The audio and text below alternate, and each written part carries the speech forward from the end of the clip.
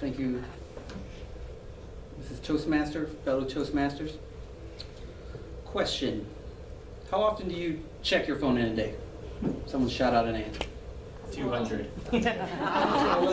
Reported by the online paper dailymail.com, the average person checks their phone 110 times a day. I thought that was a lot.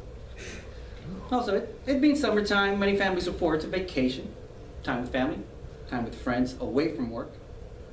These days, it feels like work can follow you around.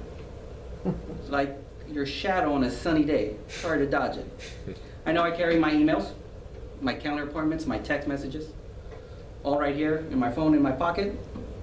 If it's not work, it can be the ever omnipresent social media and internet. The tweets, the games, the downloads, the videos, Facebook posts. I have a large family and everyone shares their experience on Facebook. It's kind of an easy way to check in with everyone. But I recently had the opportunity to go camping in Tuolumne Meadows, that's in Yosemite National Park. And I'd love to share my experience of having a vacation disconnected from that online world and the benefits that I experienced. First, I was surprised that I did not know I was on a disconnected vacation. We drove into Yosemite last minute, we found a campsite at the last possible site, and as we drove in, had no internet connection. This was a new experience for me, a vacation without electronic interruption. On some occasions, I remember sitting on the beach, texting, emailing, trying to get some work done in between fun time with the family. But this time was different. I had no option but just to really let go. No phone calls, no online meetings, no emails, no text. I was really connected on this trip. Not only was I cut off from work distractions, my family was cut off from their electronic distractions as well. I could not surf the internet. My wife could not shop online. My kids couldn't stream their favorite videos or movies from Netflix. Having that online communication cord cut really allowed me to be more involved in vacation. Being more involved in my vocation led to a greater family engagement. Our activities were not interrupted by our electronics. We took a long hike.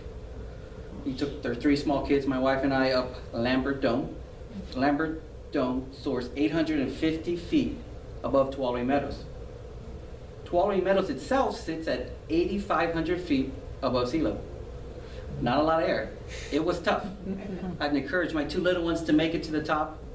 I strapped my 2-year-old to my back, carried her up that 850 feet rise, and she had to encourage me on some of the way up. Not a lot of air.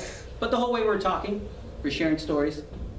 No one had their face buried at their phone or their tablet. After our hike, we had dinner, and I labored over starting a fire. I didn't want to divulge to my kids that I'm not great at starting fires. I got this little red hot ember, I'm blowing to spark a fire like I've seen on all those survivalist TV shows. Encouraging that ember to grow, I just needed a small fire to roast some marshmallows for s'mores. I like to cook them when those white orbs are a golden, gooey goodness. My middle son likes that charred and black marshmallow. We told stories at the campfire. My daughter's at an age where she loves telling never-ending stories that are just one run-on sentence after another. And the problem is you can't always understand what she's saying. You hear words like mama and dada and Teletubbies. But it was great to have that experience. It was great to have that uninterrupted experience. At times at home, we seem to always have interruptions for our electronics devices. This was very different, and it was refreshing. The last byproduct I noticed of having a disconnected vacation was that we really appreciated the surroundings and the natural world around us. At Lambert Dome, you're standing on top of this granite top. A beautiful, breathtaking view. The dome dominates the eastern side of Tuolumne County, or Tuolumne Meadows. You're overlooking a valley of pine trees, but you're hundreds of feet in the air. And the trees kind of look like this soft, green shag carpeting from the 70s. It was very beautiful to see those pine trees at the valley below. And the horizon, it's dotted with other huge granite peaks on all sides. We also took nature walks in the park with one of those rangers that explained a lot of things to us, showed us wildlife, places to find deer drinking in the slow streams. These are gentle, majestic animals that my kids just love to scare away. Really took time and enjoyed them. It did rain for only about 20 minutes a day. The sky was bright blue and the storm clouds would just roll in and roll out. Once I aired out all the things that got wet on the first day, I left it all out and got rained on, I started to appreciate how the rain made the air feel so clean and crisp. The floor. The forest floor was shimmering with water droplets. It was a great change from the dried out yellow lawn of my backyard at home. So in summary, I encourage you to enjoy the benefits of the unconnected vacation I had.